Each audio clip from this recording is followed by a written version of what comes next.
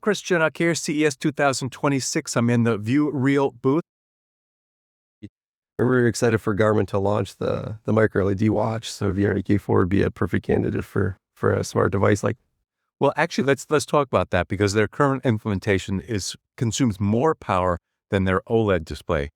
Can you offer a better value proposition from a power consumption point of view? I think power consumption. So we don't have a lot of data points on that, but we do think that our microLEDs are definitely more efficient than what Garmin's brought to market. So we'll have to do a little bit more investigation. Why?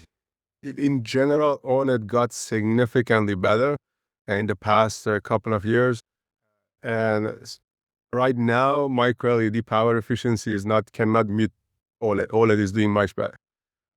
And the main thing, as I mentioned, the OLED got significantly better. So that's one of the disadvantage of microLED today for wearable and consumer electronics. When you go to TV and larger display, microLED does really well.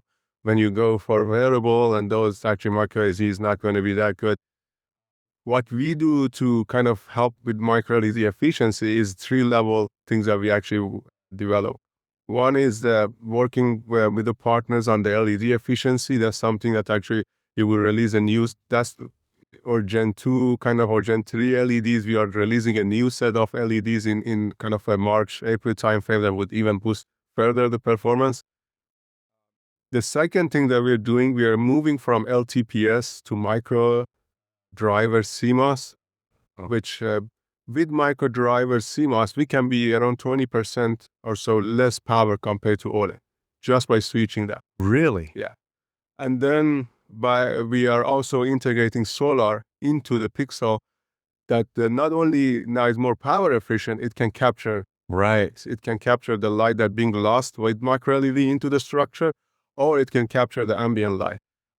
So one of the questions everybody asks, okay, how is going to impact the thickness? We actually can integrate, our LEDs are so small, we have a lot of empty space in the pixel. Sure. So those solar actually can be right beside your LED, so they don't add any thickness to the. Are these solar chips that you print as well? Today we do it a single kind of monolithic. Yeah. But you can do a chip, can do whatever you want. But right now is a single monolithic that allows, similar to our mirror, that allows the lights goes up, opening through the mirror is the same structure. Oh, okay. So do you have to then create holes in the solar panel? One approach that we can actually we patented this few different structure for different application. One of them is to have empty space in the solar to allow the light goes through it. So Clever. Yeah.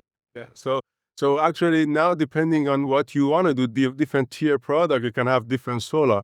So if you want to do crazy high efficiency, you can use the 3.5 solar structure, which is 43% efficient. That will be amazing for a lot of application, especially if you're outdoor or gonna have and then you can have the other tier goes to silicon, which is more of the 25%. So it still is going to be good. Depending on usage, you can actually decide what application you want to do.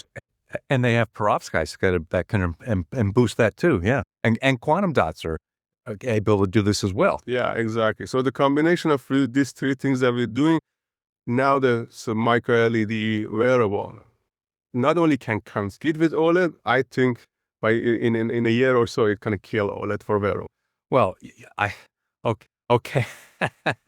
I'm from OLED too, so I came from OLED industry. So I root for OLED, but my goal is to make sure OLED is not in any single wearable.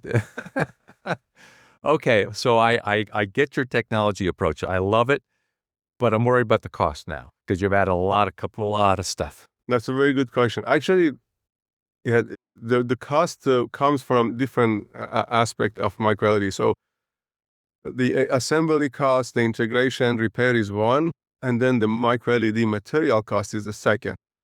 So in order to bring the cost down, you need to work on box. So we have very compact microLED structure that sub 10 micron, that now with that, the price is going to be much lower.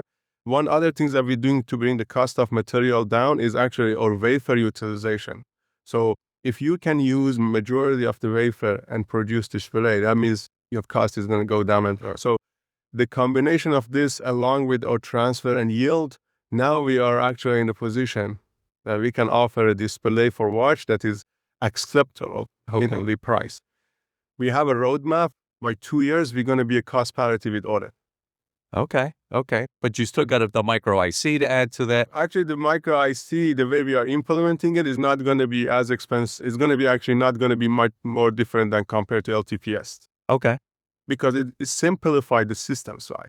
So the way we are looking at what can we do in the micro LED and display domain to simplify the system. So if we are adding some functionality to reduce the system integration cost, that we are saving costs there, so it is easier to. But even with micro IC and the way we are implementing it, it's not going to be an expensive backplane. Okay. It's going to be because it's this. And how many micro LEDs can a micro IC control? So we have two versions that we are designing. One is a 3x2 RGB pixel. The other one is 10x10 RGB pixel, plus sensor, plus extra channel for a transparency control. Okay. Now you don't fabricate the micro LED devices themselves. You design them and then outsource that. Have a small prototyping facility that we develop the process, but at the scale we are partnering with companies to. Right. Okay. But all the micro printing the solid printing you can do inside. Okay. And how about for capacity?